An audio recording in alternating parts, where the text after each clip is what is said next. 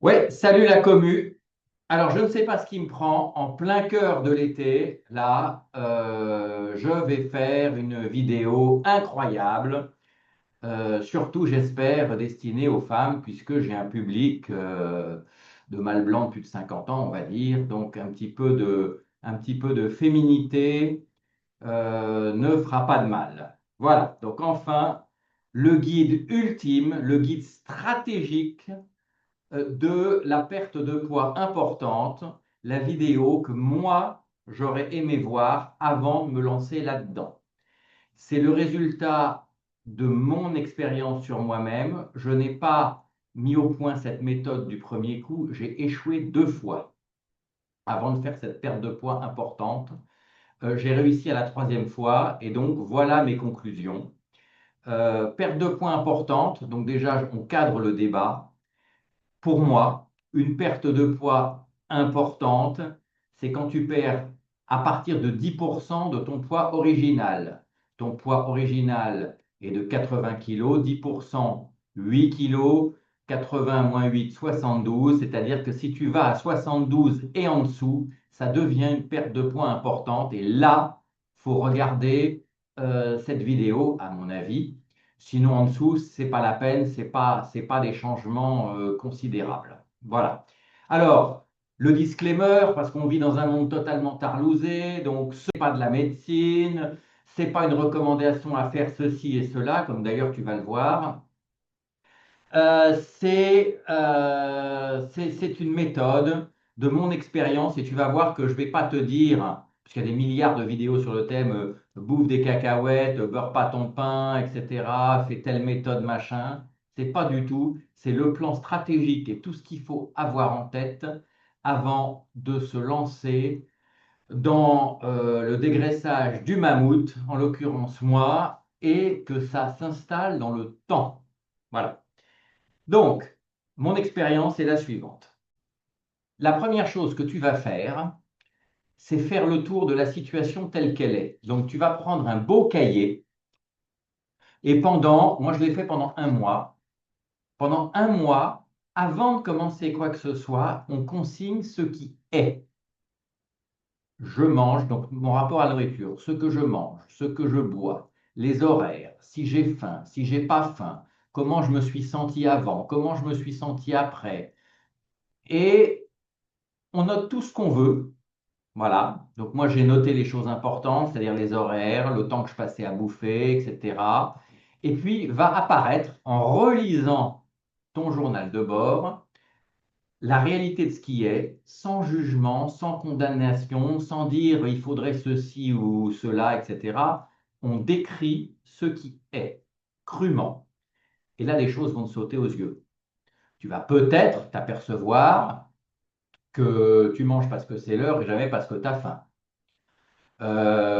Tu vas t'apercevoir que tu te laisses entraîner au resto parce que tout le monde a pris une raclette, tu te sens obligé, et donc il y a de la pression sociale. Bon. Tu vas t'apercevoir que tu bois 1,5 litre de Coca Light par jour. Bon, il y a des patterns qui vont apparaître. Tu vas t'apercevoir que tu vas 18 fois au frigo après 18 heures. Pour un petit truc à chaque fois, une cacahuète, hein, voilà. Tu vas constater ce que tu fais dans la réalité. Alors déjà, il faut pouvoir, moi je l'ai fait, hein, donc, et cette vision de ce qui est va entraîner une prise de conscience, et c'est cette prise de conscience qui va forger les bases des actions que tu vas prendre. Parce que dans cette vidéo, je vais surtout pas te dire fais ceci, fais cela. Je vais te donner la méthode pour déterminer ta méthode de maigrissement. Bien. Alors, la première chose que tu dois réaliser, c'est que tu vas introduire un certain nombre de changements de style de vie, principalement alimentaire, mais pas que, et que ces changements sont pour le reste de ton existence. Il ne s'agit pas de faire un petit régime à la con de 3 semaines, pas de beurrer ses tartines avant de partir en vacances. Si tu veux réaliser une perte de poids importante, il faut changer de paradigme, il faut changer de logiciel, il faut changer de méthode. Et la nouvelle méthode, c'est pas changer provisoirement de méthode, c'est changer définitivement de méthode et ne jamais revenir à ce qu'on faisait avant. Car les mêmes causes produisant les mêmes effets, d'accord, le mammouth, là, ne demande qu'à re-rentrer par la fenêtre une fois qu'on l'a viré par la porte, hein. Et à mammouth, mammouth et demi, hein, donc avec un petit supplément de 10%. Donc, quand tu introduis un changement, pose-toi la question si ton changement est durable, si tu peux le tenir ad vitam. C'est hyper important comme réflexion, avant même que tu aies touché la moindre cuillerée de quoi que ce soit. D'accord? Les changements sont définitifs. Donc, il n'est pas question de régime, de machin. Il est question de changement de méthode. Définitivement. Bien. Ensuite, alors là, tout le monde est d'accord sur les milliards de vidéos que tu as déjà vues. Pour perdre du poids, il faut réaliser un déficit calorique. C'est-à-dire que il faut consommer plus qu'on prend, hein, plus d'intake. Voilà. Alors, le déficit calorique, il y a deux façons de le faire. Il y a couper dans les recettes, hein, et augmenter les dépenses. Finalement, c'est un peu comme un budget.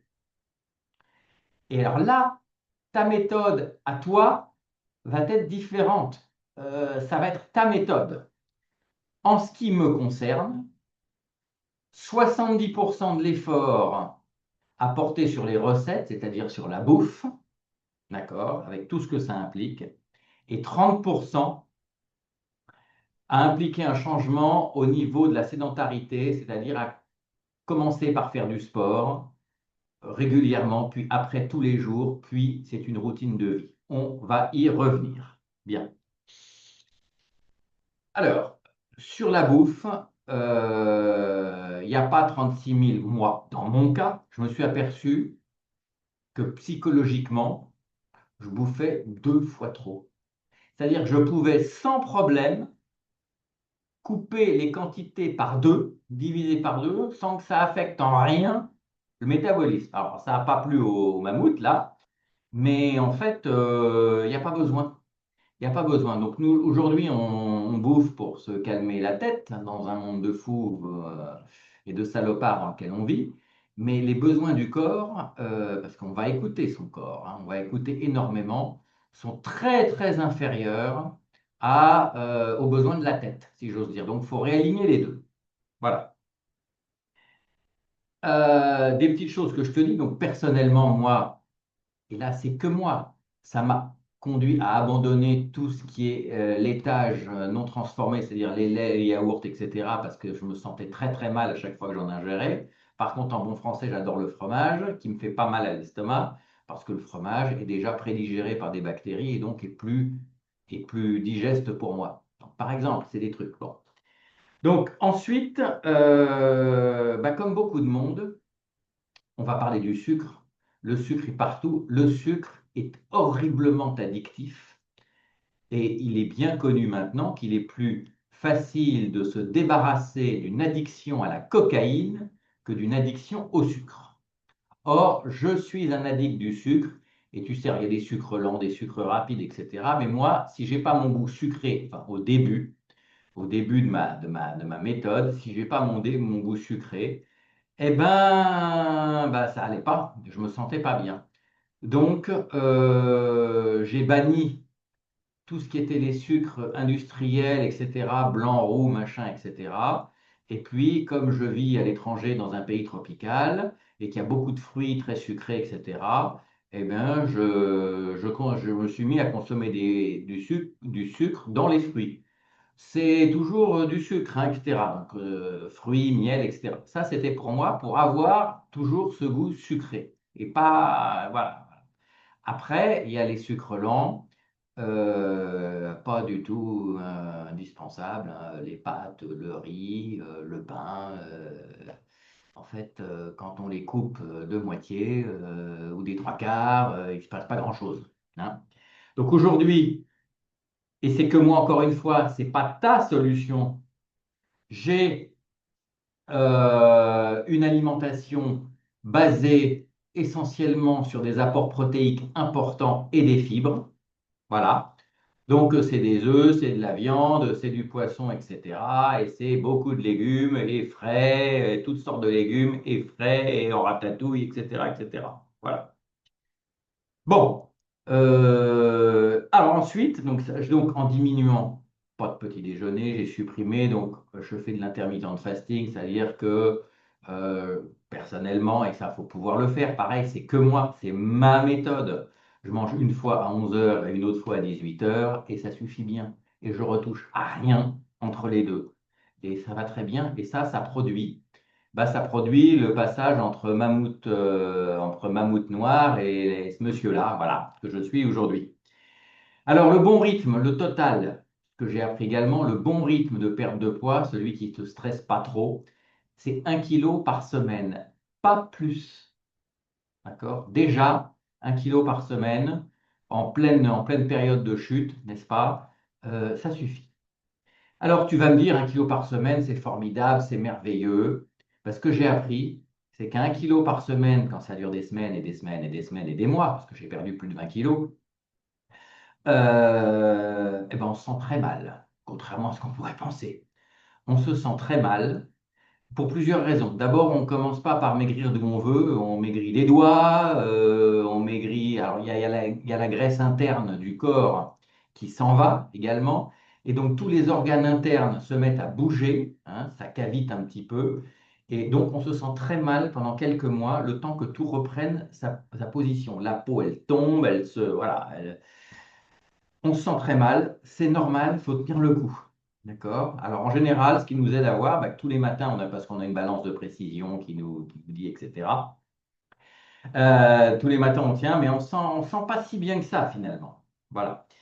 Qu'est-ce que je voulais dire? Deuxième chose, c'est qu'on pue énormément pendant une perte de poids. Alors, on pue de la bouche, pue de la gueule. On est à 5 douches par jour parce que la graisse se transforme en corps cétonique, etc. Donc, on a une haleine de chacal pendant des périodes de poids importantes. Il faut ça, faut en être conscient socialement, c'est pas évident.